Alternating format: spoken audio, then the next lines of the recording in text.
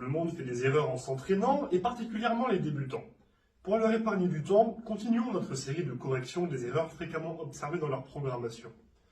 Juste avant de commencer, si vous appréciez ces vidéos hebdomadaires, pensez aux likes, commentaires, enregistrements. Un partage en story, ça fait beaucoup. Toute forme de soutien aide énormément.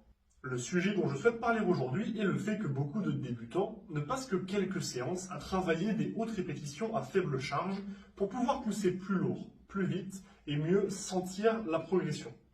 Ce n'est pas toujours une bonne idée, loin de là, et je vais vous expliquer pourquoi. Commençons avec certains prérequis et différences interindividuelles à prendre en compte.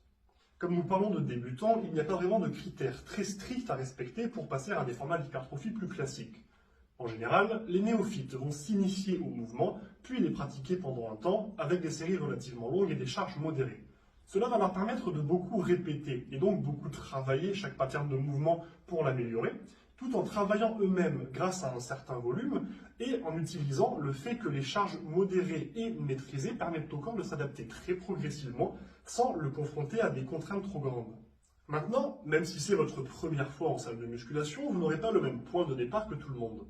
Si vous avez déjà été athlète dans une autre discipline, si vous avez un métier particulièrement physique, comme ouvrier ou déménageur par exemple, ou si vous avez une forte constitution et un mode de vie déjà très actif, alors il est probable que vous puissiez commencer à charger vos exercices plus rapidement.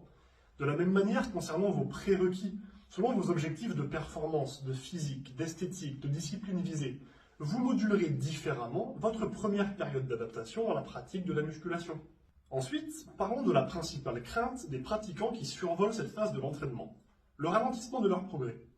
Je conçois parfaitement qu'en débutant, on veuille progresser vite, d'autant que les performances augmentent relativement rapidement et qu'on veut en profiter.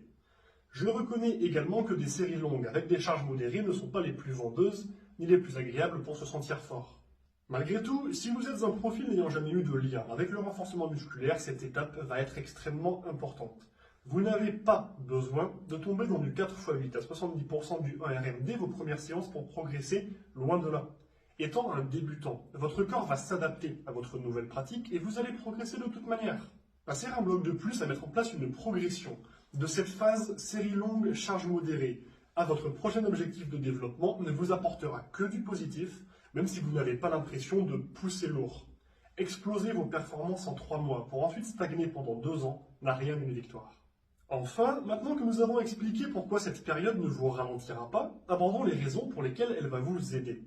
Même si vous progressez vite puisque vous êtes débutant, les structures de votre corps ont besoin de temps pour s'adapter.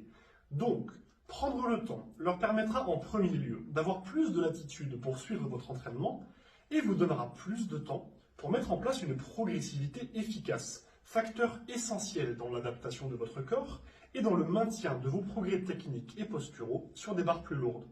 Ensuite, plus vous travaillerez du volume avec des charges vous permettant de vous appliquer, plus vous améliorerez votre technique. Et comme évoqué précédemment, si vous avez plus de temps pour aller vers des barres plus lourdes, vous passerez forcément plus de temps à travailler votre capacité à maintenir votre technique avec des charges de plus en plus élevées. Vous allez donc vous retrouver avec une meilleure posture que vous maîtriserez à tous les niveaux de charge. Et cet état de fait va vous assurer un cheminement beaucoup plus tranquille pour la suite, là où beaucoup de pratiquants doivent reprendre un pan entier de leur technique malgré leur expérience car ils l'ont négligé au début. Alors n'ayez pas peur de prendre le temps nécessaire à travailler le volume qu'il vous faut pour progresser. Prenez le temps de travailler votre technique avec des charges légères, des séries longues, jusqu'à ce que vous vous sentiez à l'aise et progressez lentement vers des barres plus lourdes et des formats d'hypertrophie plus classiques. J'espère que cette vidéo vous aura été utile. Si vous avez des questions sur les points que je viens d'aborder ou d'autres interrogations sur le sujet, contactez-moi pour me les poser. Si vous avez des questions concernant votre diète ou votre entraînement, n'hésitez pas à me les soumettre.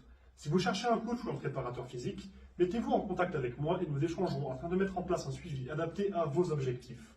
Et si vous voulez que j'aborde en particulier dans ces vidéos un sujet qui vous tient à cœur, faites-le moi savoir dans les commentaires ou en message privé.